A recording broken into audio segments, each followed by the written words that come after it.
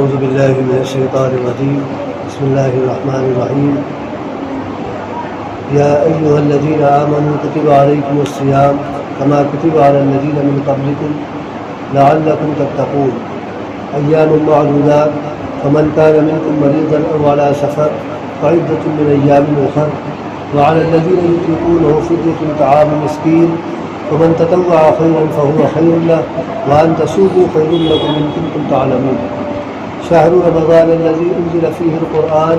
هدى للناس وبينات من الهدى والفرقان ومن شهد منكم الشهر فليصم ومن كان مريضا أو على سفر فعدة من أيام أخر يريد الله بكم اليسر ولا يريد بكم العسر ولتكملوا العدة ولتكبروا الله على ما هداكم ولعلكم تشكرون صدق الله العظيم.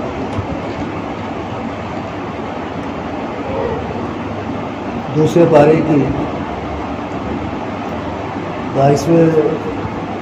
یعنی سورہ بقرہ کی 22ویں رکوع 23ویں رکوع کی یہ 3 آیتیں آپ کے سامنے پڑھی ہیں، جن میں پہلی 2 آیتیں سن 2 ہجری میں نازل ہوئی ہیں شعبان کے مہینے میں، اور تیسری آیت اس کے 1 سال کے بعد یعنی سن 3 ہجری میں شعبان ہی کے مہینے میں تقریباً نازل ہوئی ہیں۔ پہلی 2 آیتیں جو نازل ہوئی ہیں ہجرت کے اعتبار سے 18 مہینے کے بعد پہلا کام یہ کیا گیا کہ خانہ کعبہ کو قبلہ مقرر کیا گیا، اور مسجد اقصیٰ کی طرف رخ کر کے جو لوگ نماز پڑھا کرتے تھے اللہ تعالیٰ کے حکم سے، یعنی وہ قبلہ تھا مسلمانوں کا، اس کا آج بھی اسی اعتبار سے یاد کیا جاتا ہے کہ مسلمانوں کا قبلہ اول ہے، اس قبلے کو منسوخ کیا گیا، ختم کیا گیا، اور خانہ کعبہ کو قبلہ مقرر کیا گیا جو قیامت تک اب باقی رہنے والا ہے۔ اس کے 10 دن کے بعد پہلی 2 آیتیں نبی ہم نے آپ کے سامنے 3 آیتیں پڑھی، اس میں کی پہلی 2 آیتیں نازل ہوئی، اور ان دونوں آیتوں کے ذریعے سے اللہ تعالیٰ نے مسلمانوں کو اس بات سے آگاہ کیا کہ ان پر روزہ فرض کیا جا رہا ہے، چونکہ شعبان کا مہینہ تھا، رمضان بالکل قریب تھا، اس لیے اس موقع پر اعلان مناسب معلوم ہوا اللہ تعالیٰ کو، اور اسی موقع پر پھر اللہ تعالیٰ نے اعلان کیا رمضان کے روزے کی فرضیت کا۔ اس سے پہلے بھی کچھ روزے فرض تھے جو لوگ رکھا کرتے تھے، اب اس میں اختلاف ہے کہ روزے کون سے تھے۔ بعض لوگوں کا خیال یہ ہے کہ محرم 10 محرم کا روزہ فرض تھا، یعنی سال میں گویا 1 روزہ لوگ اس روزے کو رکھا کرتے تھے۔ بعض لوگوں کا خیال یہ ہے کہ مدینہ آنے کے بعد رسول اللہ صلی اللہ علیہ وسلم نے لوگوں کو حکم یہ دیا کہ ایام بیض کے روزے رکھا کریں، یعنی چاند کے اعتبار سے 13، 14، 15 ان 3 تاریخوں کا روزہ رکھا کریں۔ چنانچہ خود رسول اللہ صلی اللہ علیہ وسلم بھی رکھتے تھے اور صحابہ کرام وغیرہ بھی رکھتے تھے۔ جب سن 2 ہجری میں یہ آیات نازل ہوئی تو اللہ تعالیٰ کے اس حکم کی وجہ سے دوسرے جو روزے فرض تھے ان کی فرضیت ختم کر دی گئی، اور صرف رمضان کے روزے کی فرضیت قیامت تک کے لیے باقی رکھی گئی۔ البتہ ان روزوں کو رکھنے کا اختیار رہا مسلمانوں کو، اور وہ روزے نفل قرار دیے گئے، جس کا جی چاہے رکھے، جس کا جی چاہے نہ رکھے، محرم کا روزہ یا ایام بیض کے روزے یا اور کسی طرح کے روزے۔ اگر لوگ رکھتے ہیں تو بہرحال اجر ثواب ان کو دیا جائے گا، نہیں رکھتے تو بات کچھ نہیں کی جائے گی۔ لیکن رمضان کے روزے کا معاملہ یہ ہے کہ اللہ تعالیٰ نے چونکہ فرض کر دیا اور پورے مہینے کے روزے فرض کیے گئے ہیں، لہذا عذر شرعی کے بغیر اگر ایک روزہ بھی چھوڑا جاتا ہے، مردوں کی طرف سے چھوڑا جائے یا عورتوں کی طرف سے چھوڑا جائے، بغیر عذر شرعی کے اگر ایک روزہ بھی چھوڑا گیا تو زندگی بھر اس روزے کی تلافی روزہ رکھ کر نہیں کی جا سکتی۔ اتنی اہمیت ہے رمضان کے روزے کی، کیونکہ یہ پہلا موقع تھا کہ جس میں اللہ تعالیٰ کی طرف سے روزے کو فرض کیا جا رہا تھا۔ اس موقع پر اللہ تعالیٰ نے بہت زیادہ سختی نہیں کی بلکہ نرمی سے کام کیا۔ روزہ فرض کرنے کے ساتھ ساتھ لوگوں کو رعایت بھی دی گئی، جیسا کہ آیت میں آ رہا ہے۔ یہ روزہ ماہ رمضان کا جو رکھا جا رہا ہے یا رکھا جاتا ہے، رمضان کے متعلق نبی کریم صلی اللہ علیہ وسلم کا ایک عجیب معمول تھا۔ حضرت ام سلمہ رضی اللہ عنہ فرماتی ہیں کہ ما رأيت رسول اللہ صلی اللہ علیہ وسلم يصوم شهرين متتابعين الا شعبان و رمضان، میں نے رسول اللہ صلی اللہ علیہ وسلم کو کبھی نہیں دیکھا کہ آپ نے لگاتار 2 مہینے کے روزے رکھے سوائے شعبان اور رمضان کے۔ رمضان کا روزہ تو فرض تھا، اس لیے وہ تو رکھنا تھا، جس طرح سے ہم پر آپ پر روزہ فرض، اسی طرح سے نبی پر بھی روزہ فرض تھا، تو بغیر روزہ شرعی کے آپ بھی نہیں چھوڑ سکتے تھے، لہٰذا رمضان کے روزے کی بات تو سمجھ میں آتی ہے۔ لیکن شعبان کے مہینے کا جو روزہ آپ پابندی کے ساتھ رکھتے تھے اور عموماً چھوڑا نہیں کرتے تھے، کبھی کبھی چھوڑ بھی دیا تاکہ لوگ یہ نہ سمجھے کہ یہ بھی روزہ فرض ہے شعبان کے مہینے کا، اس لیے کبھی کبھار آپ چھوڑ دیتے تھے 1-2 روزے، ورنہ عموماً پورا مہینہ روزہ رکھتے تھے۔ یہ اس لیے آپ رکھتے تھے کہ رمضان کا استقبال کر سکیں، رمضان کی تیاری کر سکیں، اور رمضان کے روزوں میں معمولی سی بھی غفلت نہ ہونے پائے۔ حالانکہ نبی کی طرف سے اتنی سی بھی غفلت کا کوئی تصور نہیں کیا جا سکتا، کیونکہ نبی ہمہ وقت بیدار رہتے تھے، اور آپ صلی اللہ علیہ وسلم کی زندگی ٹھیک اس منشا کے مطابق تھی جو اللہ تعالیٰ کا، ذرا بھی اس میں بال برابر بھی فرق نہیں تھا، چاہے جیسے مواقع ہو، آپ کی ہر ادا، آپ کی ہر عبادت، آپ کا ہر عمل اللہ کی مرضی کے عین مطابق ہوتا تھا۔ آپ پورے 11 مہینے روزے نہ رکھتے، آپ کا معمول تو تھا ایام بیس کا عموماً روزہ رکھنے کا، یا پیر اور جمعرات عام طور سے آپ روزے میں ہی رہتے ہیں، کیونکہ ان 2 دنوں میں انسان کے نام اعمال کو اللہ تعالیٰ کے حضور میں پیش کیا جاتا ہے، تو آپ کو یہ بات پسند تھی کہ میرا جب نام اعمال پیش کیا جائے اللہ تعالیٰ کے حضور میں تو میں روزے کی حالت میں ہوں، اس لیے عام طور سے آپ پیر و جمعرات کا روزہ تو پابندی کے ساتھ رکھا کرتے تھے، اور ایام بیس کے روزے بھی آپ کو پسند تھے، آپ نے لوگوں کو حکم بھی دیا، اور ظاہر ہے کہ جب لوگوں کو حکم دیا تو پابندی کے ساتھ میں صحیح رکھتے ہوں گے، تو اس طرح سے آپ کا معمول تھا۔ بیداری کی کوئی ایسی وہ نہیں تھی، تیاری کی کوئی ایسی ضرورت نہیں تھی، لیکن ہمیں اور آپ کو تعلیم دینے کے لیے آپ شعبان کے مہینے سے روزہ رکھیں۔ لیکن افسوس کی بات یہ ہے کہ آج رمضان کی شعبان کی 25 تاریخ ہو گئی، 24 تاریخ ہو گئی، 25ویں تاریخ شروع ہو چکی ہے، اور 4-5 دن رہ گئے ہیں۔ ہمارے اندر ابھی رمضان کے تعلق سے جو جوش، جو جذبہ اور جو بیداری ہونا چاہیے اب تک نہیں ہوئی، اور بس ٹھیک ہے آئے گا رمضان روزہ رکھ لیں۔ اب ظاہر ہے کہ جب ہم روزہ رکھیں گے تو جیسا روزہ ہونا چاہیے اس طرح کا روزہ کم سے کم 2-3 روزے نہیں ہو سکے۔ 11 مہینے ہم زبان کا بغیر کسی پابندی کے استعمال کرتے رہے، جھوٹ بھی ہے، غیبت بھی ہے، چغلی بھی ہے، اور معلوم نہیں کیا کیا خرافات ہے زبان کی، وہ سب کر رہے۔ اچانک کیسے پابندی لگ جائے گی زبان کو؟ نگاہ کی بھی حفاظت ہم نہیں کر سکے ہیں 11 مہینے تک، اچانک ہم اپنی نگاہوں پر کیسے پردے ڈال لیں گے، کیسے حفاظت کر لیں گے؟ اسی طرح کانوں کا معاملہ یہ ہے کہ ہر بات ہم نے سننا گوارا کی، غیبت بھی ہو رہی تو بیٹھے ہوئے اسی مجلس میں،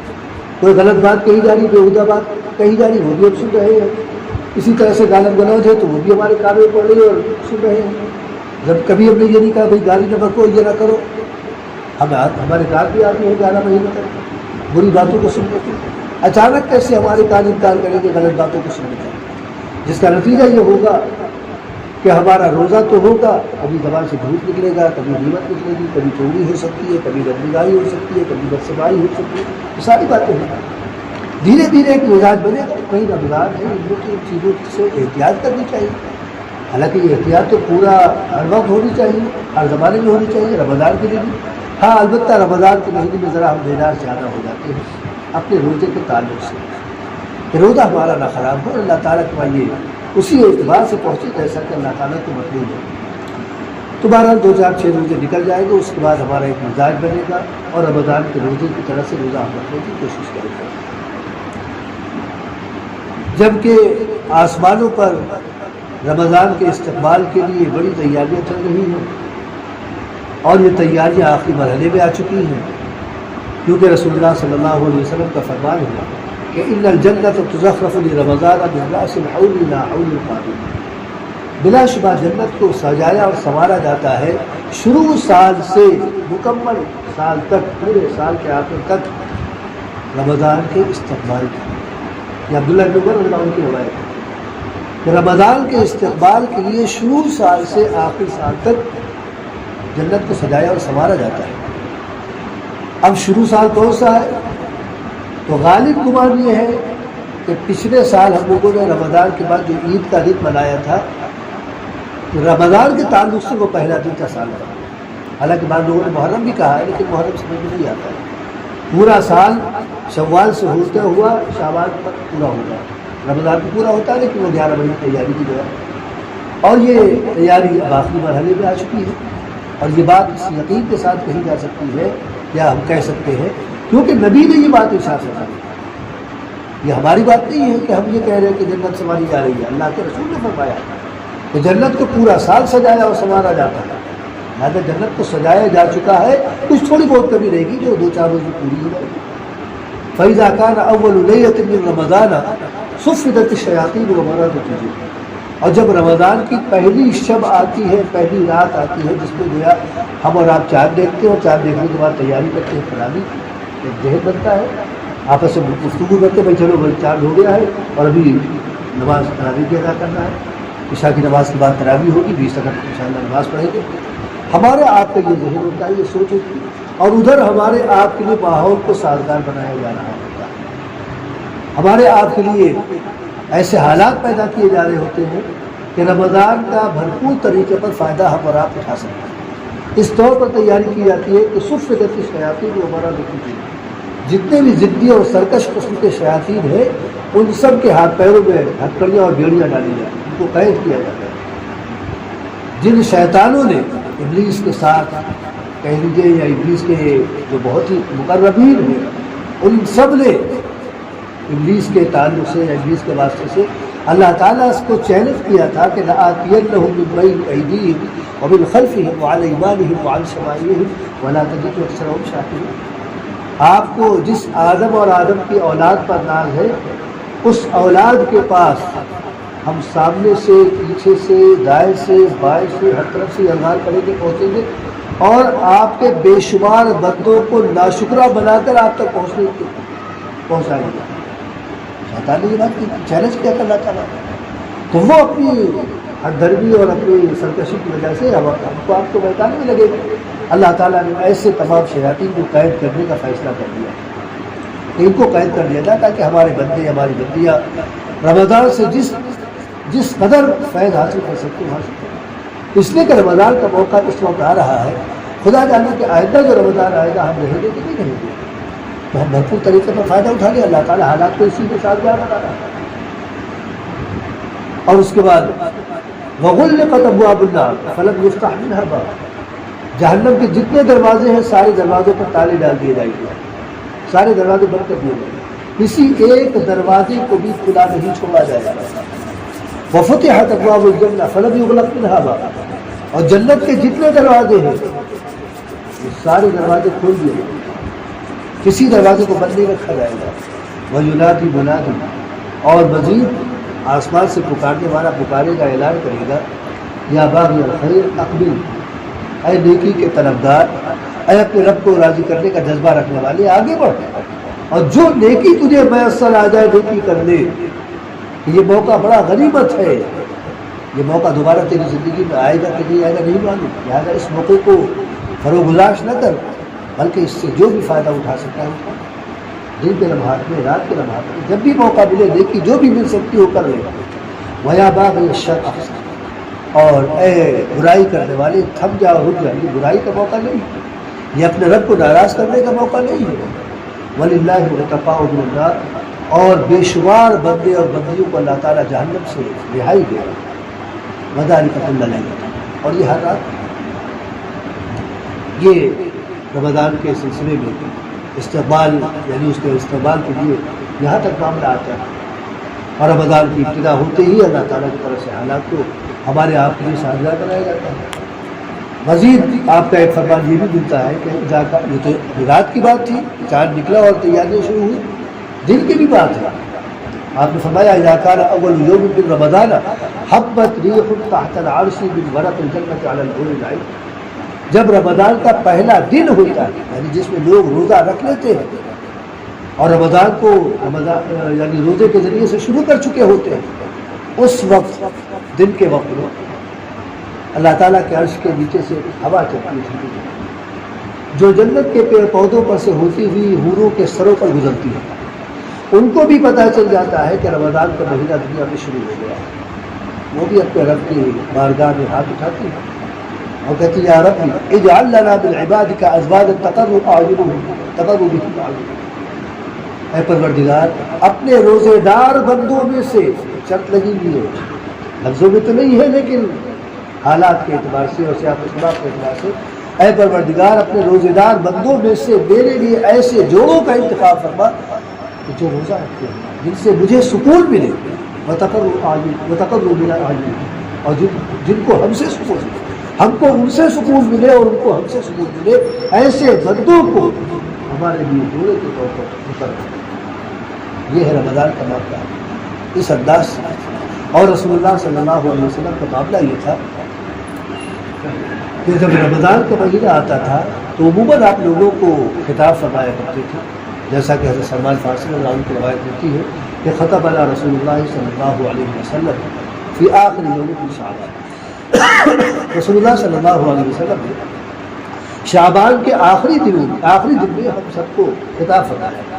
اور اس میں آپ نے فرمایا یا ایھا الناس قد اظلکم شہر عظیم شہر مبارک، اے لوگوں تم پر ایک بہت ہی عظیم مہینہ سایہ فگن ہوا ہے،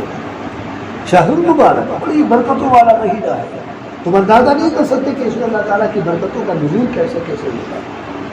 شہر فیہ لیلۃ خیر من الف شہر، اور اس مہینے میں اللہ تعالیٰ نے ایک رات ایسی رکھی ہے جو 1000 مہینوں سے بھی زیادہ افضل ہے۔ انسان 1000 مہینوں کی راتوں میں عبادت کرے، جو مرتبہ اس کو 1000 مہینے کی راتوں کی مسلسل عبادت سے حاصل ہو سکتا ہے، اس ایک رات میں عبادت کرنے سے اس کو وہ مقام مل جائے گا۔ ایسی عظیم رات ہے اس مہینے میں اللہ تعالیٰ نے رات رکھی، اور اس مہینے میں اللہ تعالیٰ نیکیوں کی قیمت بڑھا دیا۔ یہ تو اللہ تعالیٰ کا ایک ضابطہ ہے، قانون ہے، من جاء بالحسنۃ فلہ عشر امثالها، جو ایک نیکی لے کر آئے گا اس کو 10 گنا اس کی یعنی اس کا اجر دیا جائے گا۔ یہ قیمت ہے اللہ تعالیٰ کا، نیکی ایک ہے لیکن کم سے کم جو اللہ تعالیٰ کے وہاں اجر ایک نیکی کا مقرر کیا گیا ہے وہ اس کا 10 گنا ہے، جبکہ اس کے برخلاف من جاء بالسیئۃ فلا یجزی الا مثلھا، اگر کوئی برائی لے کر آتا ہے تو برائی کے بقدر ہی اس کو سزا دی جائے گی، وہاں 10 گنا کا معاملہ نہیں ہے، لیکن نیکی میں 10 گنا کا کم سے کم اجر ہے، اور یہ 10 گنا ابتدا ہے، اس کو اللہ تعالیٰ 700 گنا تک بڑھاتا ہے۔ کل عمل ابن آدم یضاعف الحسنۃ بعشر امثالها الی 700 ضعف، ہر نیکی کا اجر جس کی ابتدا 10 گنا سے ہوتی ہے اللہ تعالیٰ اس کو بڑھاتا ہے، 700 گنا تک لے جاتا ہے۔ نیت کے اعتبار سے، اخلاص کے اعتبار سے، موقع کے اعتبار سے، حالات کے اعتبار سے، کہ کیسا موقع ہے، آپ نے کس موقع پر نیکی کی، دل میں کیا جذبات تھے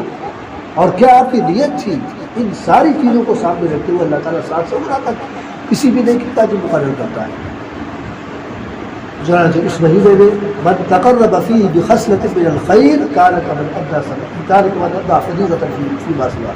اگر کسی نے اس میں ایسا کوئی عمل کیا جو اللہ تعالیٰ کی طرف سے مطالبہ نہیں تھا اس کا، آپ اپنی طور پر کریں تو ٹھیک ہے، نہ کریں تو ٹھیک۔ اس کی مثال ہم وہ دیا کرتے ہیں کہ 2 رکعت نماز نفل آپ اگر پڑھتے ہیں تو یقیناً آپ کو اس کا اجر دیا جائے گا، آپ نہیں پڑھتے اور زندگی بھر آپ 2 رکعت نماز نفل نہیں پڑھتے، بس سنت اور فرض اور وتر وغیرہ پڑھ کے آپ فارغ ہو جاتے ہیں، آپ نے زندگی میں 2 رکعت نماز نفل کی نہیں پڑھی، کبھی نہیں پڑھی، آپ سے قیامت کے دن پوچھا جائے کہ میاں 2 رکعت نماز کے لیے پڑھی تھی کہ نہیں کرنی، کبھی نہیں پوچھا جائے گا۔ صدقہ و خیرات مثال کے طور پر، زکوٰۃ کو چھوڑ دو، وہ تو فرض کے درجے میں جو نصاب صاحب نصاب ہے، صدقہ و خیرات کوئی دیکھا آپ کو کسی کو 10 5 میں آپ نے نکال کے پکڑا تو آپ پر فرض نہیں دینا، اور آپ نہیں دیں گے تو آپ سے پوچھا نہیں جائے گا قیامت کے دن کہ بھائی اس کو فلاں ملا تھا تم کو راستے میں، تم نے اس کو 10 روپئے یا 5 روپئے یہی دنیا کیوں نہیں دیا تھا، نہیں پوچھا جائے گا۔ ایسے کسی کام کو آپ اگر رمضان میں کرتے ہیں تو وہ گویا ایسا ہے جیسے آپ کو دوسرے دنوں میں فرض کی ادائیگی کرنی ہے۔ آپ رمضان میں 2 رکعت نفل نماز پڑھیں گے، اس کا اجر اتنا ہی ہے جتنا 2 رکعت فجر کی نماز کا آپ دنوں میں۔ ومن تقرب فیہ ومن ادى فریضۃ فیہ کان کمن ادى 70 فریضۃ فیما سواه، اور اگر کسی نے اس مہینے میں یعنی رمضان کے مہینے میں کسی فرض عمل کو انجام دیا تو گویا اس نے دوسرے دنوں میں 70 فرض ادا کیے۔ اتنا اجر یہ اللہ تعالیٰ کی طرف سے قیمت مقرر کی جا رہی ہے نیکی کی۔ اس اعتبار سے تمہارا لیے رمضان کا مہینہ، جیسا کہ میں نے شروع میں کہا کہ 18 مہینے کے بعد ہجرت کے یعنی سن 2 ہجری میں اللہ تعالیٰ نے پہلی 2 آیتیں نازل کی جو اس طور پر ہے۔ فرمایا اللہ تعالیٰ نے یا ایھا الذین آمنوا، آئے وہ لوگوں جو ایمان لائے۔ قرآن کریم کی بے شمار آیتیں ہم کو ملتی ہیں یا ایھا الناس کے لفظ سے، یا ایھا الناس اتقوا ربکم الذی خلقکم من نفس واحدہ، یا ایھا الناس اتقوا ربکم ان زلزلۃ الساعۃ شیء عظیم، یا ایھا الناس انا خلقناکم من ذکر و انثی، یا ایھا الناس کلوا من طیبات ما رزقناکم۔ بے شمار آیتیں ہیں، یہاں بھی یا ایھا الناس کہا جا سکتا تھا، لیکن اللہ تعالیٰ کو اپنے اہل ایمان بننے سے بڑی محبت ہے، اس لیے ان کو باقاعدہ مخاطب کیا جا رہا ہے۔ اللہ سے تو دونوں آ جاتے ہیں، اہل ایمان بھی آتے ہیں اور غیر اہل ایمان بھی آتے ہیں، لیکن آمنو میں صرف اہل ایمان بھی آئے، دوسرا نہیں آ سکتا۔ لہٰذا اے وہ لوگوں جو ایمان لانے ہو۔ اور پھر اس کے علاوہ ایک بات یہ بھی ہے کہ جس عمل کی بات کی جا رہی ہے، جس نیکی کی بات کی جا رہی ہے، اس کے لیے یا اور جو بھی نیکی ہو نماز اور زکوٰۃ وغیرہ کی شکل میں، اس کے لیے ایمان بنیادی چیز ہے۔ اگر ایمان نہیں ہے تو بڑی سے بڑی نیکی کی کوئی حقیقت اللہ تعالیٰ کے وہاں نہیں ہے آخرت کے اعتبار سے، دنیا کے اعتبار سے ہے۔ دنیا کے اعتبار سے اللہ تعالیٰ ہر نیکی کا علم دیتا ہے، غیر مسلم کیا نیکی نہیں کرتے، وہ بھی نیکی کرتے ہیں، بیواؤں کے ساتھ وہ کرتے ہیں، یتیموں کے ساتھ وہ کرتے ہیں، ان کے آشرم کھلے ہوئے ہیں، یتیم بچوں کی پرورش ہو رہی ہے، غریبوں کے ساتھ کرتے ہیں، بہت کچھ کرتے ہیں وہ بھی۔ اور آپ نے دیکھا ہی ہوگا بنگل وہ لنگر چلاتے ہیں اور کھانا تقسیم کرتے ہیں، نیکی ہے۔ نبی کا فرمان ہے کھانا کھلایا کرو۔ 3 نکات جو آپ نے بیان کیے ہیں جنت میں جانے کے، اور ایک یہ بھی ہے اطعموا الطعام، کھانا کھلایا کرو۔ وہ کھانا کھلا رہے ہیں، ایسا نہیں کہ وہ نیکی کا کام نہیں کر رہے، بہت نیکی کا کام ہے، اور بہت ممکن ہے کہ ہم سے آپ سے زیادہ کر لیتے ہو، لیکن ان کی نیکی کی قدر و قیمت آخرت میں کچھ نہیں ہے، دنیا میں ہے۔ اللہ تعالیٰ ان کا حساب اس دنیا میں کر رہا ہے، اور ان کو انہی کی نیکیوں کا صلہ ہے جو وہ کھا رہے ہیں، پی رہے ہیں۔ ہماری آپ کی نیکیوں کا صلہ کھانے پینے کی شکل میں ہم کو نہیں دیا جا رہا، وہ تو محفوظ کیا جا رہا ہے۔ ہاں ہماری نیکیوں کی برکتیں ہیں، ہماری آپ کی نیکیوں کی برکتیں ہیں جو اب کھا بھی رہے ہیں، پی بھی رہے ہیں، پہن بھی رہے ہیں، رہ بھی رہے ہیں، اور سارے مسائل ہمارے حل ہو رہے ہیں۔ تمہارا یا ایھا الذین آمنوا کتب علیکم الصیام، اے ایمان والو تم پر روزہ فرض کیا گیا کما کتب علی الذین من قبلکم۔ تسلی دی جا رہی ہے،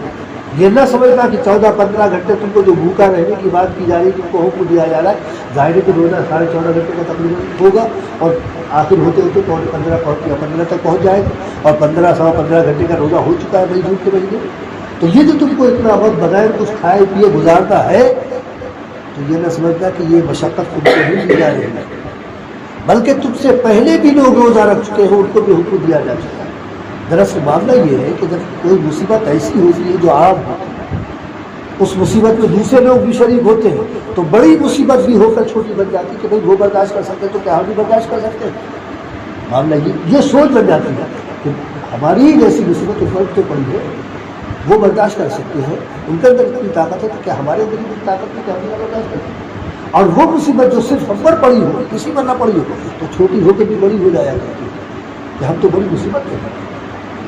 یہ ہے سوال۔ اللہ تعالیٰ نے یہاں پر تسلی دینی مسلمانوں کو کہ یہ نہ سمجھنا کہ یہ بھوک اور پیاس تم کو ہی برداشت کرنے کا حکم دیا جا رہا ہے۔ پچھلی جتنی بھی قومیں گزری ہیں، جتنی بھی شریعتیں گزری ہیں، اور جتنے بھی پیغمبر گزرے ہیں، ہم نے ان سب کو روزہ رکھنے کا حکم دیا تھا۔ کوئی شریعت ایسی نہیں رہی کہ جس میں روزہ نہ رہا ہو۔ یہ الگ بات نہیں کہ ان کو روزے 30 دیے گئے تھے، کہ 4 دیے گئے تھے، یا 1 دیا گیا تھا، رمضان کا روزہ رکھنے کو کہا گیا تھا، یا محرم کا روزہ رکھنے کو کہا گیا تھا، یا اور کسی مہینے کا روزہ رکھنے کو کہا گیا تھا۔ پھر وقت ان کا بھی یہی تھا کہ تم نے صبح 7 سے غروب شب تک ان کو روزہ رکھنا ہے، یا ان کے اوقات میں کمی اور زیادتی کی ہے، ایک الگ مسئلہ ہے۔ لیکن روزہ پچھلی تمام شریعتوں میں رہا ہے، اس لیے تمام امتوں نے روزہ رکھا ہے، اللہ تعالیٰ کے حکم کی تعمیل کی ہے۔ لہٰذا اے مسلمان روزہ رکھنا، تم پر بھی روزہ فرض کیا گیا لعلکم تتقون۔ اور روزہ کیوں فرض کیا گیا؟ کیا اصل مقصد تھا روزہ رکھنا؟ اس کی روح کیا ہے؟ لعلکم تتقون، تاکہ تمہارے اندر تقوی پیدا ہو جائے، تمہارے اندر اللہ تعالیٰ کا ڈر پیدا ہو جائے۔ تم نے 11 مہینے زندگی گزاری جو رمضان کے بعد، ایسی بے خوفی کی زندگی گزاری ہے، اللہ تعالیٰ سے ایسے لیڈر بن گئے تھے کہ تمہیں کسی چیز کا احساس ہی نہیں رہا۔ تمہیں اس بات کا بھی خیال نہیں رہا کہ مرنے کے بعد قبر میں جائیں گے، وہاں حساب و کتاب یعنی وہاں پر 3 سوال ہوں گے، اور آخرت کی منزلوں میں پہلی منزل ہے، اگر جہاں تم پھنس گئے تو آخرت کی جو دوسری منزلیں ہیں تمہارا کیا حال ہوگا؟ تم کو اس بات کا بھی خیال نہیں رہا کہ کل قیامت کے دن تم کو تمہاری قبر سے نکال کر اللہ تعالیٰ کے سامنے کھڑا کیا جائے گا، اور آج جو کچھ بھی تم کر رہے ہو تم سے اس کا حساب لیا جائے گا، تم سے پوچھا جائے گا یہ عمل کیوں کیا اور یہ عمل کیسے کیا، تو اس کا بھی خیال نہیں۔ تم کو اس بات کا بھی احساس نہیں کہ اللہ تعالیٰ کی پکڑ اور اللہ تعالیٰ کا عذاب بڑا سخت ہے، کوئی مدد کرنے والا نہیں آ سکتا، تمہیں اس کا بھی خیال نہیں،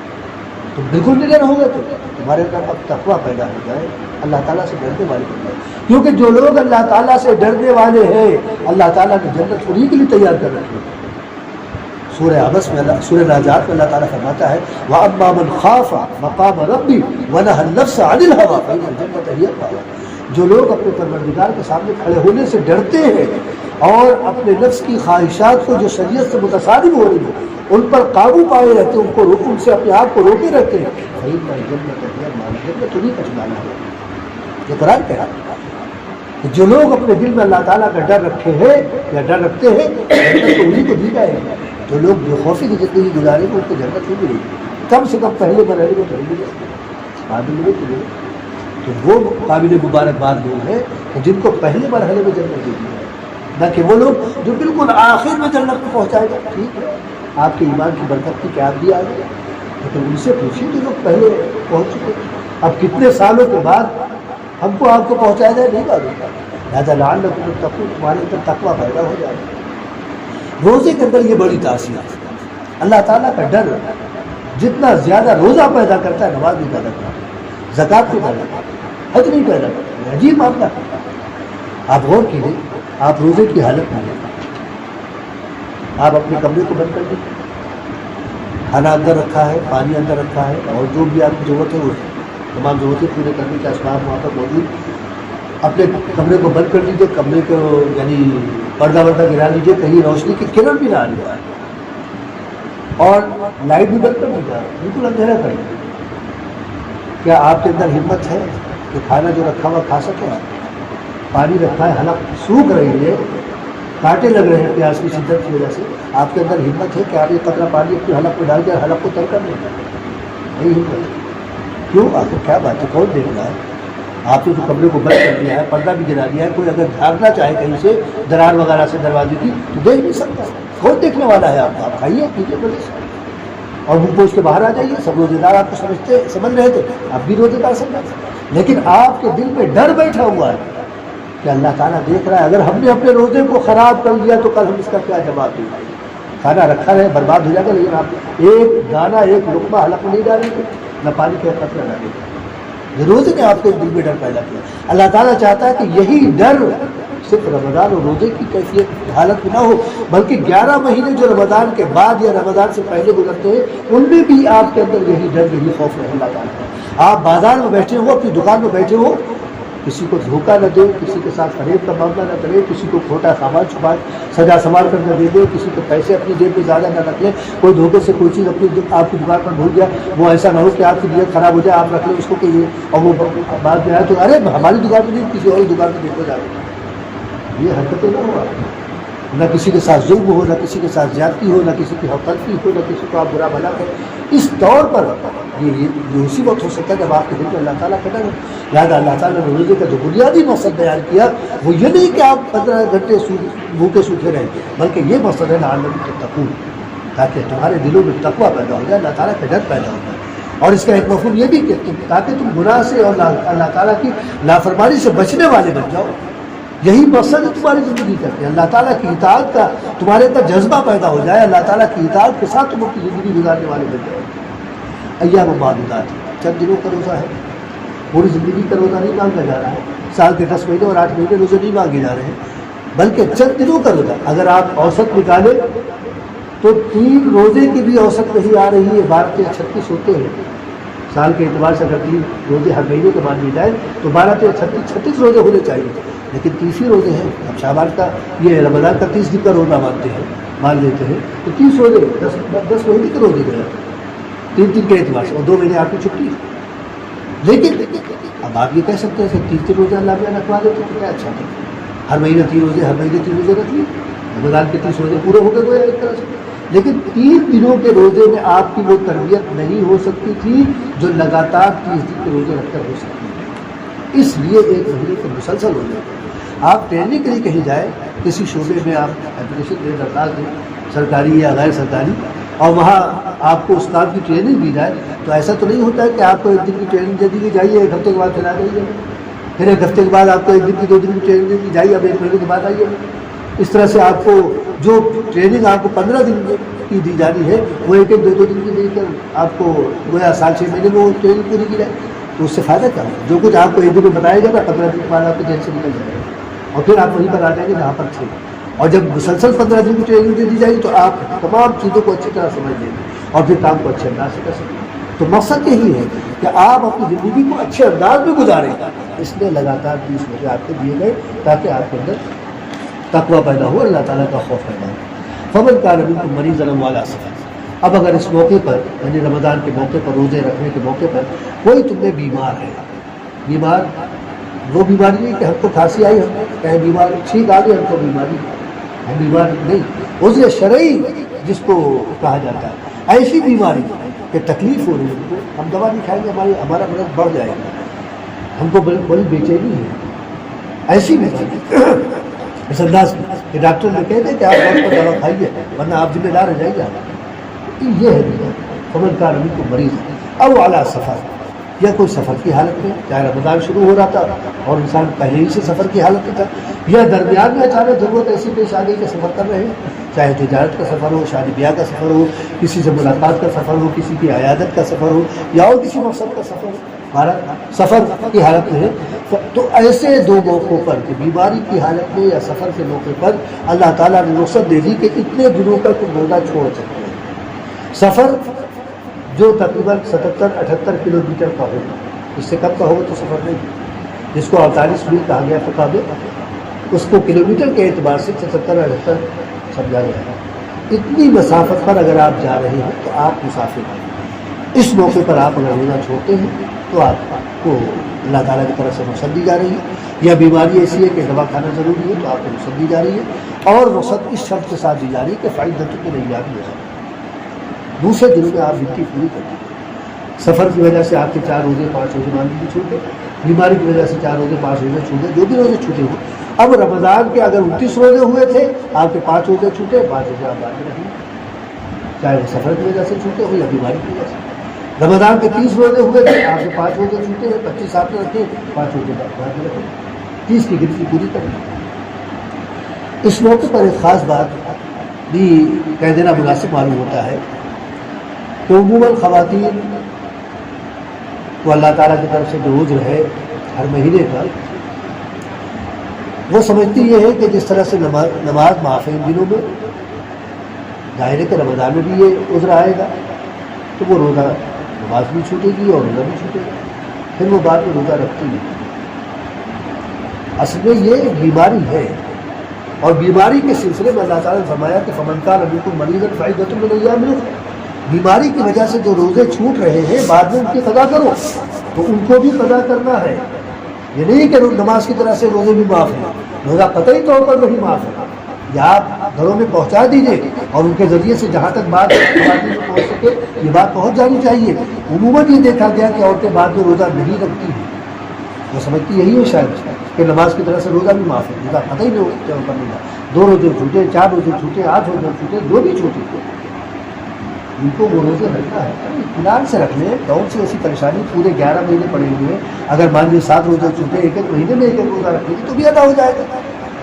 5 روزے چھوٹے 5 مہینے میں رکھیں، لگاتار رکھیں، یا اپنی صورت کے اعتبار سے ہر مہینے 1 روزہ رکھ لیں. لیکن ان کو یہ بتا دیجیے کہ روزہ ان کو رکھنا ہے، یعنی یہ قضا ہے، قرض ہے اللہ تعالیٰ کا، اور اس کی ادائیگی نہیں کی جائے گی تو قیامت کے دن پوچھا جائے گا. لاعلمی میں جو روزے چھوٹ گئے ہیں کوشش کریں کہ جتنے بھی چھوٹے ہوں ان کی قضا کرنا ہے. وہ شروع کر دیں، اللہ تعالیٰ پورے کرانے والا ہے یا پورے کرنے والا ہے. لیکن اب سے جو روزے چھوٹے ان کی قضا بہرحال وہ کر دیں، ورنہ اللہ تعالیٰ کا ان کی بات پوچھ ہو جائے گی. وَعَلَى الَّذِينَ يُطِيقُونَهُ فِدْيَةٌ طَعَامُ مِسْكِينٍ، اور وہ لوگ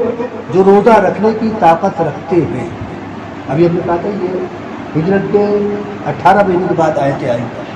یعنی 1.5 سال کے بعد۔ یہ پہلا موقع ہے روزے کی فرضیت کے اعلان کا، لہٰذا اللہ تعالیٰ نے نرمی رکھی ہے۔ وعلی الذین یطیقونہ، جملہ ہمارا جو ہے وعلی الذین یطیقونہ لا یصومون، جو روزہ رکھنے کی طاقت رکھتے ہیں اور روزہ نہیں رکھنا چاہتے، فدیۃ طعام مسکین، وہ ایک مسکین کا کھانا بطور فدیے کے دے دے، ان کا روزہ معاف کر دیا جائے گا۔ یہ پہلا موقع ہے، یاد رکھیے گا، آگے ہم اس کی بات بتائیں گے۔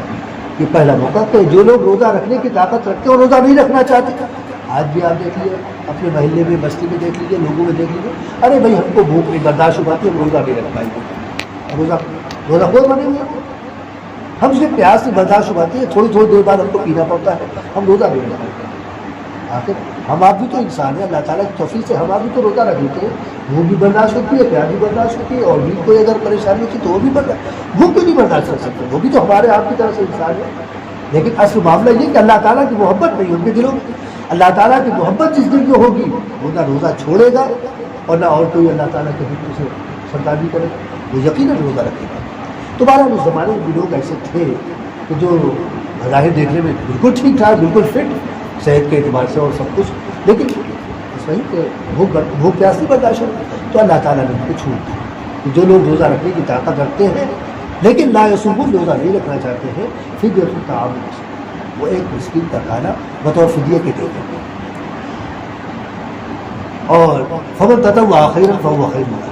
اچھا ایک مسکین کا کھانا جو فدیہ کے طور پر دیا جائے گا، ابھی ہم بتائیں گے اس کو، یہ فدیہ تقسیم نہیں کیا جائے گا۔ فدیہ ہے کیا؟ 2.25 سیر گیہوں، جو تقریباً کلو گرام کے اعتبار سے 1 کلو 666 گرام کم و بیش آتا ہے، آپ اس کو 700 گرام کر لیجیے سیدھا سیدھا، یا 2.25 کلو سیدھا کر لیجیے، اس کو زیادہ چلا جائے گا کوئی نقصان نہیں، کم جائے گا تو نقصان نہیں بنتا ہوگا۔ تو یہ جو آپ 2.25 کلو گیہوں دیں گے یا 250 گیہوں دیں گے، اس کو 2 جگہوں پر کہ آدھا ان کو دے دیں آدھا ان کو دے دیں، یہ نہیں کریں، ایک مسکین کو پورا دینا پڑے گا، اور اس کو 3 طرح سے ادا کر سکتے ہیں۔ ایک تو یہ ہے کہ آپ نہ پیسہ دے دیں، اس کو قیمت دے دیں، جس معیار کا آپ خود کھا رہے ہیں، اپنے بچوں کو کھلا رہے ہیں، اسی معیار آپ 30 کلو کا آٹا کھا رہے ہیں، 30 کلو کا گیہوں کھا رہے ہیں، آپ اس کے اعتبار سے 2.25 کلو گیہوں کی قیمت دے دیجیے، لیکن ایک ہی کے ہاتھ میں دیں گے، ایک ہی مسکین کو دیں گے، 2-4 کو نہیں دیں گے، تقسیم نہیں کریں گے، چاہے 100 روپے بنے، چاہے 50 روپے بنے، چاہے 60 روپے بنے، جو بھی بنے، آپ ایک کو پکڑا دیجیے۔ ایک تو شکل ہے۔ دوسری شکل یہ کہ اناج آپ دے دیں، جو بیان کیا گیا، گیہوں کی شکل میں، جو کی شکل میں آپ دے دیجیے۔ تیسری شکل یہ ہے کہ کسی مسکین کو آپ اپنے گھر پر بلا لیجیے اور اس کو دوپہر کا اور شام کا کھانا کھلا دیجیے، لیکن ایسا نہ کیجیے گا کہ کھانا کھلانے کے لیے اس دن آپ نے دال روٹی پکوا دیا، اس کو آپ گوشت روٹی کھا دیں، جو آپ کا معمول ہے، جس طور پر آپ روز کا آپ کا شیڈول ہے، اس اعتبار سے آپ کھلائیے، دوپہر میں کھلا دیجیے، شام کو کھلا دیجیے، لیکن یہ بھی یاد رہے جس کو دوپہر میں بلایا ہے اسی کو شام کو بلانا پڑے گا، یہ نہیں کہ شام کو کسی اور کو بلا لیا اور دوپہر میں کسی اور کو بلا لیا، ورنہ آپ کا فدیہ ادا نہیں ہے۔ ایک ہی کے ہاتھ میں لانا چاہیے پورا کا پورا فدیہ، ایک روزے کا۔ ہاں کئی روزے ہیں تو ایک روزے کا آپ تقسیم کر دیجیے۔ تمہارا یہاں پر یہ کہ جو لوگ روزہ رکھنے کی طاقت رکھتے ہیں اور پھر بھی نہیں رکھنا چاہتے، وہ ایک مسکین کو کھانا بطور فدیہ کے لیے، فمن تطوع خیرا فہو خیر، اور جو مزید کچھ نیکی کرنا چاہے وہ اس لیے حق میں بہتر ہے۔ اب مزید نیکی کرنے کا کیا ہے؟ ہماری طبیعت نہیں ٹھیک ہے، ہم نے فدیہ دے دیا، آپ نے فدیہ دے دیا، اور نیت یہ ہے کہ جب صحت ہو جائے گی روزہ بھی رکھیں گے، یہ مزید نیکی ہے۔ یا اللہ تعالیٰ نے ایک مسکین کا کھانا دینے کو کہا ہے، آپ نے 2 مسکین کا کھانا دے دیا، یہ فمن تطوع خیرا، آپ کو ایک کا مزید اجر ملے۔ ایک اور بھی اس کا وہ ہو سکتا ہے، یہ جو ہم نے ایک بتایا کہ جو لوگ روزہ رکھنے کی طاقت رکھتے ہیں اور نہیں رکھنا چاہتے، یہ ہو گیا 1 سال کے بعد ختم کر دیا گیا تھا، اب اس پر عمل نہیں کیا جائے گا، لیکن ایک صورت ہے کہ اس پر آج بھی عمل باقی ہے، وہ یہ کہ وعلی الذین یطیقونہ لا یطیقونہ فدیۃ طعام مسکین، یا لا یصومون نہیں، لا یطیقونہ پڑھیں گے، وعلی الذین لا یطیقونہ، جو روزہ رکھنے کی طاقت نہیں رکھتے ہیں اپنی درازی عمر کی وجہ سے، 80 سال کا آدمی ہے، 90 سال کا آدمی ہے، عورت ہے، مرد ہے، بیچارے کے اندر اتنی طاقت نہیں کہ روزہ رکھ سکتے، یا خدا نخواستہ کوئی ایسی شدید قسم کی بیماری ہے کہ وہ روزہ نہیں رکھ سکتا، ڈاکٹر نے سختی کے ساتھ منع کر دیا، ہر 2 گھنٹے پر یا ہر 3 گھنٹے پر آپ کے پیٹ میں کچھ نہ کچھ جانا چاہیے، پانی آپ پیتے رہے، دوا آپ وقت کی پابندی سے کھاتے رہے، ورنہ آپ ذمہ دار ہیں، اب بیچارہ روزہ کر سکتے۔ اور یہ بیماری ایسی ہے کہ مستقل چل رہی ہے، شفا ہونے کا بظاہر نہیں، وہی نہیں، تو ایسے لوگ بھی اپنے روزے کے چھوٹنے کا فدیہ دے۔ اب ایسی صورت میں اس کا حکم آج بھی باقی ہے، اس پر عمل ہو رہا ہے۔ بہت سارے لوگوں بیچارے بہت ضعیف ہوتے ہیں، روزہ نہیں رکھ سکتے، تو وہ فدیہ دے دیں۔ اب ان کے فدیے کی شکل یہ ہے کہ ایڈوانس میں پورے مہینے کا دے سکتے ہیں، روز کا روز دے سکتے ہیں، پورا مہینہ گزرنے کے بعد جتنے روزے ہوں اتنے ایڈوانس میں دے دیں۔ لیکن اس بات کا ضرور خیال رہے کہ ایک روزے کا فدیہ ایک ہی کے پاس پہنچے، وہ تقسیم نہ ہونے پائے، تب آپ کا فدیہ آئے گا۔ وَأَن تَصُومُوا خَيْرٌ لَكُمْ إِن كُنتُمْ تَعْلَمُونَ، لیکن اگر تم روزہ رکھو تو یہ حق تمہارے بہتر ہے اگر تم سمجھتے ہو کہ روزے کی اہمیت کیا ہے، روزے کی فضیلت کیا ہے۔ اور روزے کی فضیلت یہ ہے کہ اللہ تعالیٰ کے بعد روزے داروں کا بڑا اعزاز، بڑا اکرام ہے۔ رسول اللہ صلی اللہ علیہ وسلم نے فرمایا کہ ان فی الجنۃ بابا یسمى الریان لا يدخلہ الا الصائمون، جنت میں ایک دروازہ ہے جس کا نام ریان ہے، اس روزے سے صرف روزے دار ہی داخل ہو سکیں گے۔ اور جب قیامت کے دن آواز لگائی جائے گی این الصائمون، روزے دار کہاں ہے، تو جتنے بھی روزے دار ہوں گے اس امت کے یا پچھلی امتوں کے، وہ سب کے سب پہ ہوں گے۔ لا يدخل منه احد غیرهم، اس ریان نام کے دروازے سے کوئی غیر روزے دار داخل نہیں ہو سکتا۔ زندگی بھر کا نمازی مجال ہے کہ اس دروازے سے جنت میں پہنچ جائے، زندگی بھر زکوٰۃ اور صدقہ و خیرات کرنے والا مجال ہے کہ اس دروازے کی دہلیز پر پہنچ جائے، عمرہ اور حج کے ذریعے سے اپنے آپ کو اللہ تعالیٰ کے قریب کر دینے والا وہ بھی اس دروازے پر قدم نہیں رکھ سکتا۔ اس دروازے سے صرف روزے دار اللہ کے بندے اور اللہ کے بندے ہی جا سکتے۔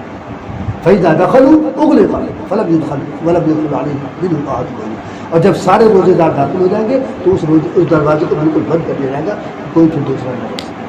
یہ ہے اعزاز۔ تو اگر تم اس حقیقت کو سمجھ رہے ہو تو تمہارے حق میں روزہ رکھنا ہی بہتر ہے۔ شہر رمضان الذی انزل فیہ القرآن، رمضان وہ مہینہ ہے کہ جس میں قرآن کریم جیسی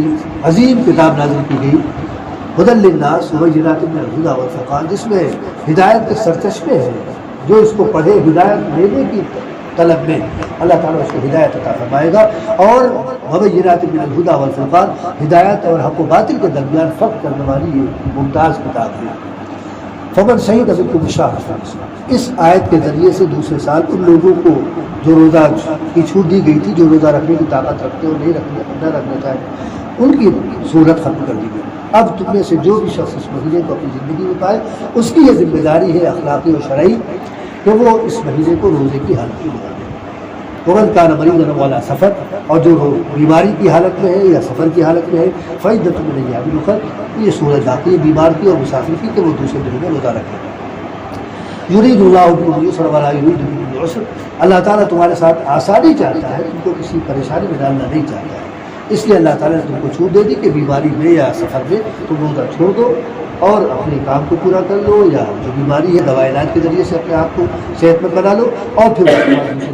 تم روزہ رکھو۔ وَلِتُكْمِلُوا الْعِدَّةَ، بس اللہ تعالیٰ یہ ضرور چاہتا ہے کہ گنتی پوری ہونی چاہیے۔ رمضان کے جتنے بھی روزے 29 یا 30 جو روزے ہوئے وہ گنتی پوری کر دو، جتنے روزے تمہارے سفر کی وجہ سے یا بیماری کی وجہ سے چھوٹے ہیں ان کو پورا کر کے گنتی 29 یا 30 کی پوری کر دو۔ وَلِتُكَبِّرُوا اللَّهَ عَلَىٰ مَا هَدَاكُمْ، اور اللہ تعالیٰ نے جو تمہارے لیے ہدایت کا سرچشمہ تمہارے سامنے کھولا، تمہارے لیے تمہاری جو رہنمائی کی ہے، اس پر اللہ تعالیٰ کی کبریائی اور اللہ تعالیٰ کی عظمت کا مذاکرہ کرو، آپس میں ذکر کرو اس کا، وَلَعَلَّكُمْ تَشْكُرُونَ، اور اس لیے کہ تم مزید شکر گزار بنتے بنو اللہ تعالیٰ کے کہ اس نے تمہارے لیے سہولت کے دروازے کھول دیے، تمہارے لیے کچھ سخت قدم نہ لگائے۔ تو یہ رمضان کے تعلق سے معاملہ ہے، قرآن کریم کی آیات اور احادیث ہم نے آپ کے سامنے کر دی۔ ان سب کا تقاضا یہ ہے کہ یہ جو مہینہ ہمیں اور آپ کو خوش قسمتی سے ملا ہے، ہم اس کو یہی کہتے ہیں کہ یہ ہماری آپ کی خوش قسمتی ہے، ورنہ پچھلے رمضان کے موقع پر بہت سارے لوگ تھے جو پچھلے رمضان سے انہوں نے فائدہ اٹھایا، لیکن اس موقع پر وہ نہیں ہے۔ ہم اور آپ اس معاملے میں بڑے خوش نصیب ہیں کہ اللہ تعالیٰ نے ہمیں اور آپ کو پھر ایک موقع دے دیا، اور اگر ہم نے بھرپور طریقے پر فائدہ اٹھانے کی کوشش کی تو انشاءاللہ پچھلے لوگوں سے ہم اور آپ آگے بڑھ سکتے ہیں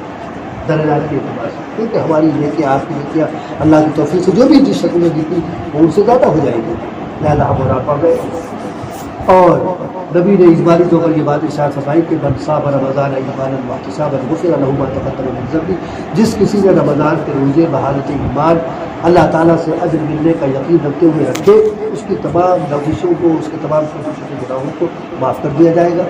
اسی طرح سے تراویح کا بھی اہتمام ہونا چاہیے، یعنی کہ 5 دن میں 6 دن میں قرآن کریم مکمل ہو گیا، ہماری تراویح نہیں ختم ہوئی، ایک سنت ادا ہو گئی کہ رمضان میں قرآن کریم تراویح میں مکمل سن لیا گیا، ابھی دوسری سنت باقی ہے جو تراویح کی تو آخر رمضان تک یعنی چاند نکلنے تک۔ تراویح کا معاملہ یہ ہے کہ چاند دیکھ کر تراویح شروع کی جائے گی اور چاند دیکھ کر تراویح ختم کی جائے گی۔ لہٰذا وہ عبادت جس کو اللہ تعالیٰ نے اپنے قرب کا بہترین ذریعہ بنایا ہے، یہ اسی وقت حاصل ہو سکتا ہے جب انسان تراویح کی باقاعدہ پابندی کرے۔ یہ نہیں کہ 5 پارے 6 پارے سے تراویح ہو گئی پھر مسجد خالی ہو گئی، 2-4 آدمی ہیں بیچارے وہ پڑھ رہے ہیں۔ مسجد جیسے 5 پاروں میں بھری ہوتی ہے ویسے ہی آخر دن تک بھری ہونی چاہیے۔ جو لوگ اس کا اہتمام کریں گے اللہ تعالیٰ ان کی بھی تمام سیاحت سے درگزر فرمائے گا۔ نبی کا فرمان ہے کہ من قام رمضان ایمانا واحتسابا غفر له ما تقدم من ذنبه، جس کسی نے پورا رمضان تراویح پڑھی ہے اس کے اللہ تعالیٰ تمام چھوٹے چھوٹے گناہوں کو معاف کر دے گا۔ اسی طرح سے لیلۃ القدر کے متعلق بھی آپ نے فرمایا کہ جو لیلۃ القدر میں عبادت کرے گا اللہ تعالیٰ اس کی بھی تمام سیاحت سے درگزر فرمائے گا۔ تو ان تمام چیزوں کا تقاضا یہ ہے کہ ماہ رمضان کے بھرپور طریقے پر قدر کریں، اس کے روزوں کی قدر کریں، اس کی تراویح کی قدر کریں، اور ممکن ہو سکے تو جہاں سحری کے لیے اٹھ جائے وہاں 10-5 منٹ پہلے اٹھ جائے، 2-4 رکعتیں جو بھی تہجد کی مل جائے غنیمت سمجھے کبھی اہتمام کر لیں۔ 11 مہینے تو سوتے رہتے ہیں، ایک مہینہ سحری کے لیے اٹھنا ہی ہے، کم سے کم 2-4 رکعتیں ہی پڑھ لیا کریں، اس کا بھی استعمال کریں۔ اور قرآن کریم کی تلاوت کا ایک معمول بنا لیں، اللہ تعالیٰ کے ذکر کے اور جو دوسری طریقے ہیں ان کا بھی معمول بنا لیں، یعنی اس مہینے کے ایک ایک لمحے سے بھرپور طریقے پر فائدہ اٹھائے تاکہ کل کو کسی قسم کی شرمندگی نہ ہو اور بھرپور طریقے پر اللہ تعالیٰ کی محبت ملے، اللہ تعالیٰ کا قرب ملے۔ اللہ تبارک و تعالیٰ ہم تمام مسلمانوں کو اپنی تمام ہدایتوں پر عمل کرنے کی توفیق عطا فرمائے۔